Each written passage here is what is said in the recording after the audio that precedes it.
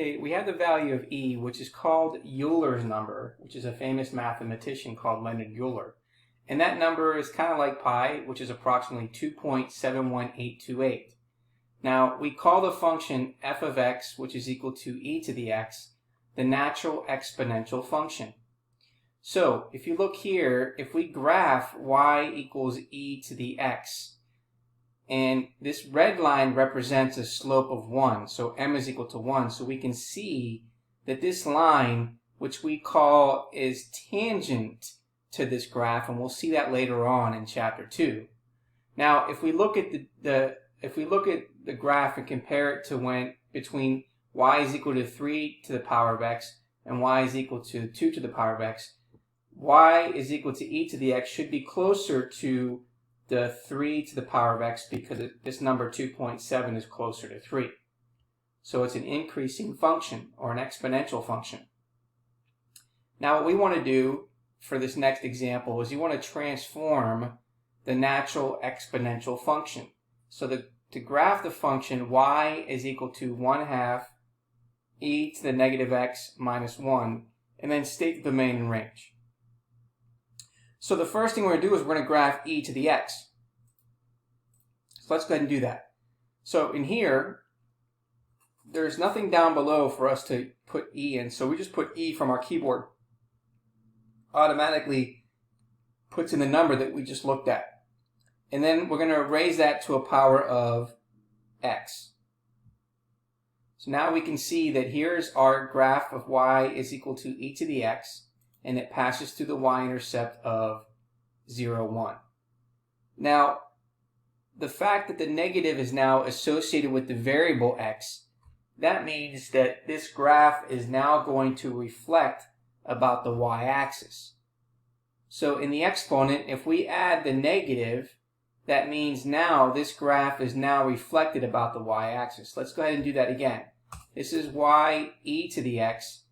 Adding the negative, you can see now it's reflected about the y-axis.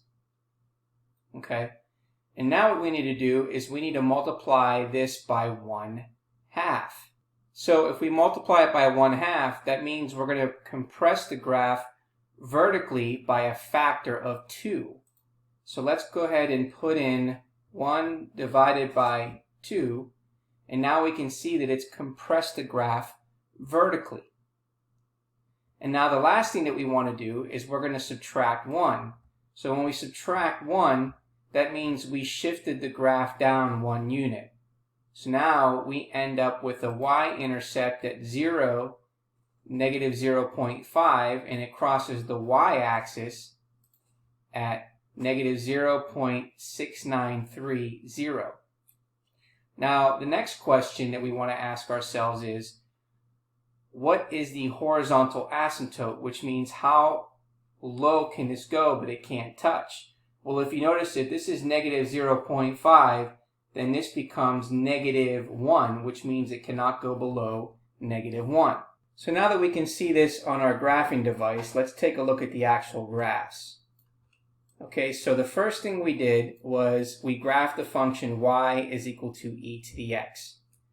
And then what this negative times the value of x told us that we're going to reflect the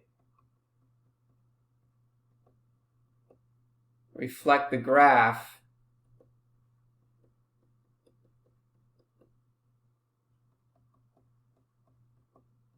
about the y-axis. And now when we multiply it by 1/2, that means we're going to compress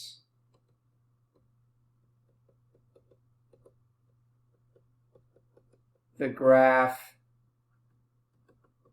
vertically by a factor of 2.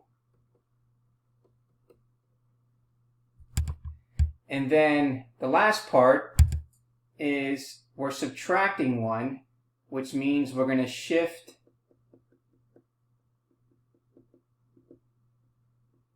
the graph down 1 unit. So now we need to find the domain and the range of this graph. Now the domain, just like before, of this exponential graph tells us that we're going to have all real numbers. So it's going to go from negative infinity to positive infinity. Or we can say that x can be any real number.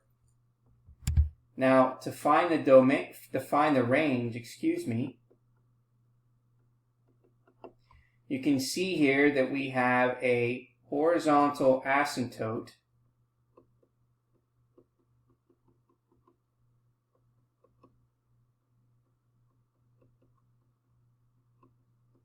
at y equals 1, which means it's not going to go below 1. So that is the lowest that it can go. So that means the lowest it can go is -1, and the highest that it can go is positive infinity. So the range is not going to include 1, but it's going to get close to -1, and it's going to go all the way to positive infinity.